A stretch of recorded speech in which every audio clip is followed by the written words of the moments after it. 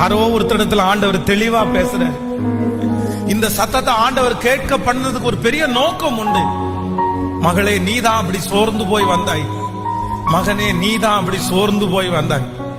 மகனே, உனக்குள்ளதான் 1000 கேள்விகள். மகளே, உனக்குள்ளதான் 1000 கேள்விகள். ஆண்டவரே, என்ன நீங்க ஏன் எனக்கு எதுவுமே செய்யாம இருக்கிறீங்க?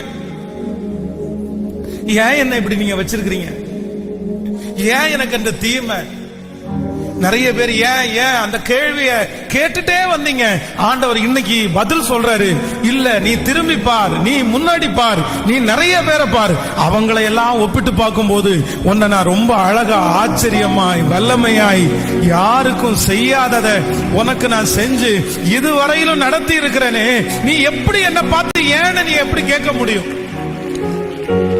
இந்த ஒரே ஒரு குறைய தவிர வேற உனக்கு என்ன குறை வச்சிருக்கிறேன்? என்ன குறை வச்சிருக்கிறேன்?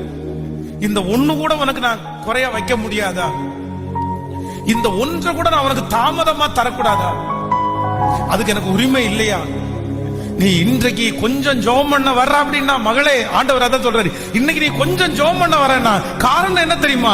அந்த ஒரே ஒரு தீங்கு தான் நீ இவ்வளவு தூரம் என்ன நெருங்குறதுக்கு காரணம். இந்த ஃபாஸ்டிங் பிரேயர், இந்த உபவாச ஜெபத்துல நீ கலந்து கொள்றதுக்கு காரணமே நீ அந்த சூழ்நிலையினால் தான். அப்போ உன்னை என்கிட்ட சேர்க்கிறதுக்காக இந்த ஒரு தீமையை கூட நான் உனக்கு அனுமதிக்க மாட்டேனா?